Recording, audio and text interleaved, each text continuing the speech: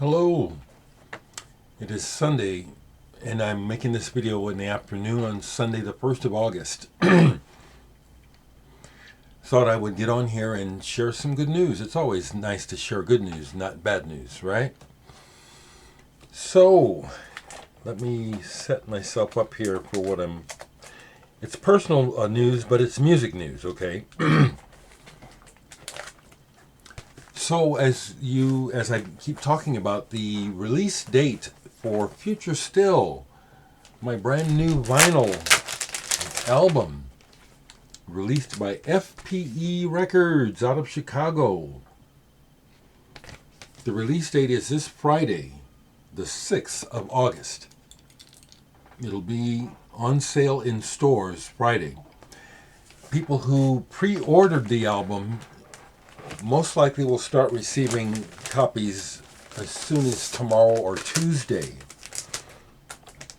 Now, let me just set up my good news, because when I made this one record deal with FPE Records, the whole point was to release a vinyl album and to do it in a way that so I told them, if you release the record, you'll make your money back. We don't have to do anything extravagant, nothing crazy.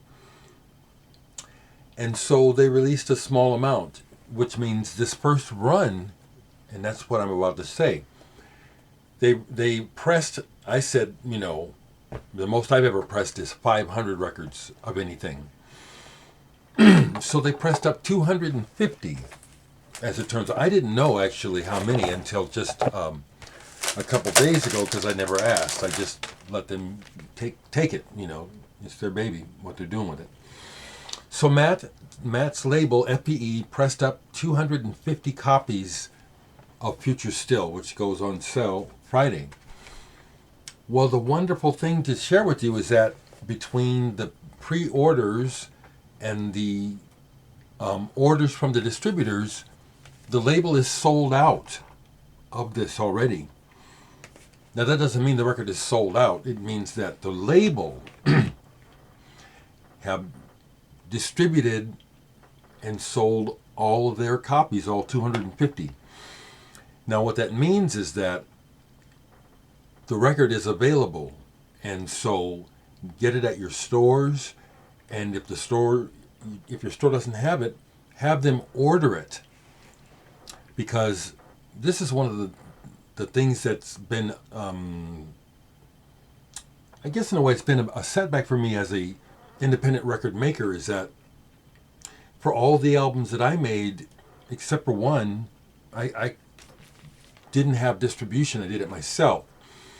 Almost better that way, because the way distribution works, historically, a lot of people have never gotten paid. And it's still set up that way where the distributor doesn't pay the label until after sales. So while the label, and they posted this on Instagram, that's why I'm sharing it. They posted it. The album is sold out at source. That's wonderful. I mean, that's great to see. But to make it a real sellout, it has to actually sell. And so pick it up. This is just really a delight. I am real happy with this. It just sounds great. And the day after the release, Friday, on Saturday, I have a show here in Omaha at the Omaha Under the Radar Music Festival, which I have played every year pretty much for the 8 years. This is the 8th year. And I'm doing 2 performances, one as part of another incoming artist, Sherry. I have to go to rehearsals for that on Thursday and Fridays. It's something that she's having us do. And then I have my performance where I'll be featuring my album, Future Still, live. Yeah, that's Saturday. I was looking for this woman's name. Let me see if I can find it. We're going to be doing something kind of interesting, it seems. A piece of hers called Mouse. Shari Glogovac Smith, I think, is who I'm working with, and Elagia Makitsia. I know Elagia. Anyway, that's happening as well, where I'll be playing this music live. Really excited, really excited. Only other record that, well, actually I've got a couple here that I've played. Last night I was relaxing. There was things going on in town. I did go to Omaha Festival, but I didn't stay. There was something else going on down here in Omaha musically. I didn't go. But I did stay home because I really enjoy staying home. I don't like bars. I don't like to go out. And listen to Eberhard Weber the following morning. This is a gorgeous album.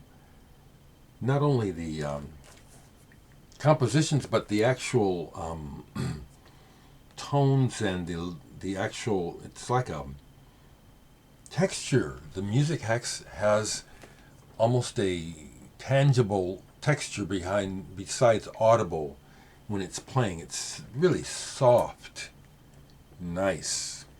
Nice isn't even the right word. Soft is, though. And beautiful. Played that. Listen to the new Prince again. I like it. I do. Let me pull it and tell you what. There's a song I like in it. This was a blind pull, and if I looked at it, I probably wouldn't have played it. Boy, did I enjoy this. Live Herald by Steve Hillage. Double album. 3 sides live, 1 studio. Played all 4 sides. Never got to see Steve. I missed him when he came to Lincoln back in the 70s. This is a really good album. Really enjoy it. And one of the songs on the new Prince that is standing out to me, if I can find it. I do like this.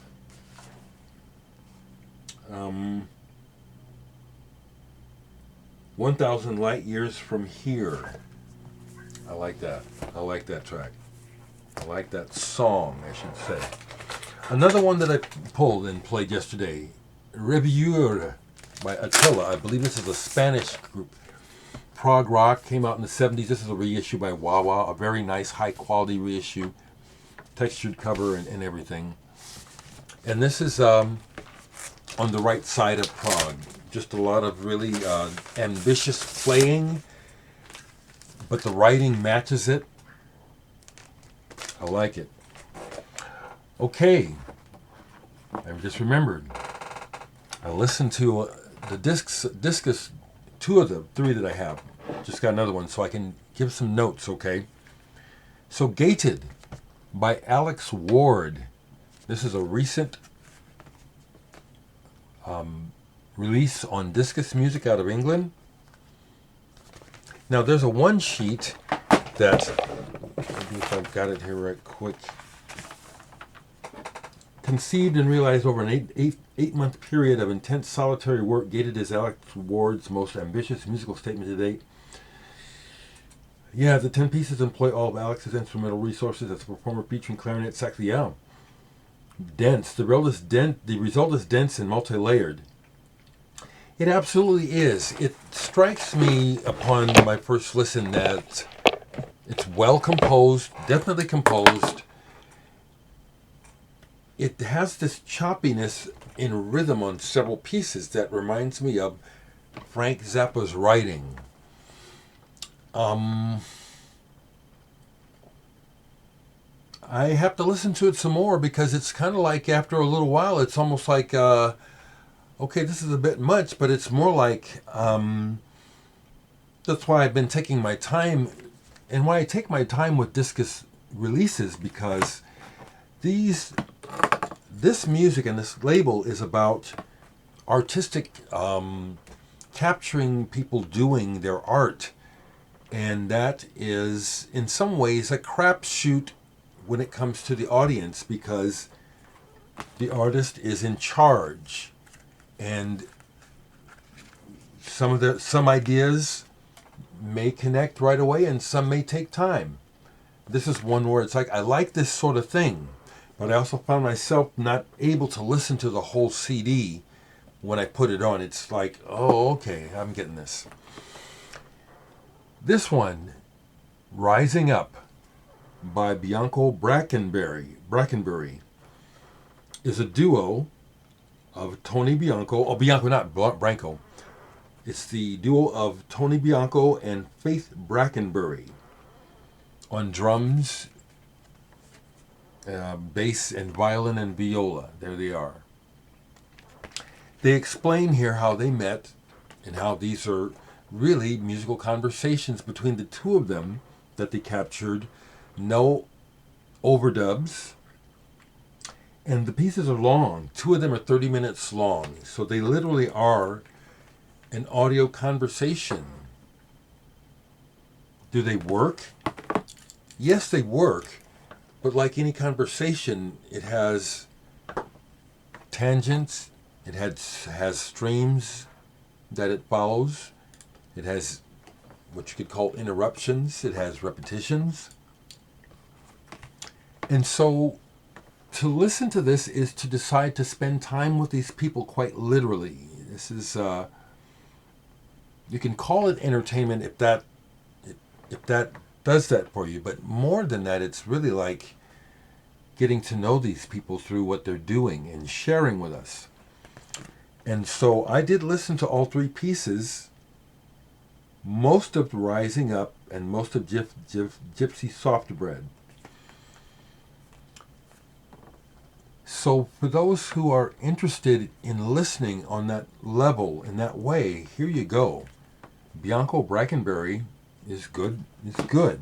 Now I have another CD. I haven't played it yet. I just touched on it. James Mainwaring, Mycorrhiza. But I really can't speak about this one yet. I'll say again, kudos to Discus Music for just, I think it's going out on a limb and doing something that you really believe in by continually investing in and releasing this non-commercial music,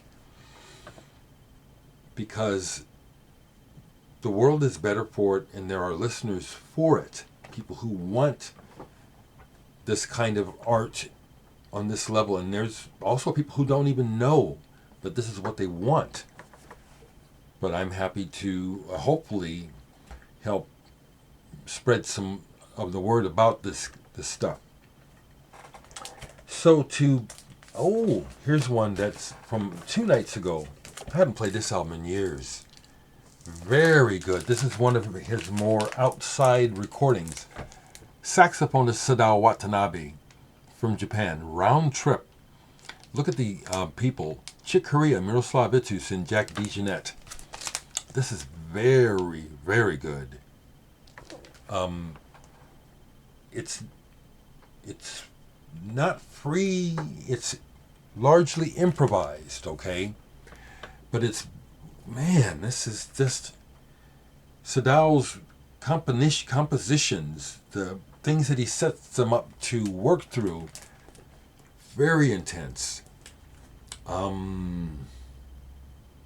Doesn't sound like the Chick Corea Circle Anthony Braxton stuff, but it's in that area of playing. This is very good. I hadn't played that for years. I've had it for years too. Okay, that's really the main thing I want to share. Beyond that, I don't mind sharing that my nephew Kareem, who's here on business, is helping me with business. And I just finished finally filling out my last will and testament, getting that done legally. And I just formed my own publishing company. I've been needing to do that. I finally did it this morning, paying the fees and everything, waiting to, it's like a process. And I hear back in a little while. But I've applied and paid the fees and named it and passed the name search and everything. And it feels good. It feels like I did something, and I've just been putting it off. I've been needing to do it for years. Okay, so last thing I will say is I'll double back to talk about Future Still. Order this. There's only 250 copies. There's no guarantee that the record label is going to do a repressing. If there's interest, if it appears there's interest, they may do a repressing. I'm just thrilled that this one did what I knew it could do. I told him, if you put my record out, you'll sell it. By Jove, it's happening. Take care, y'all.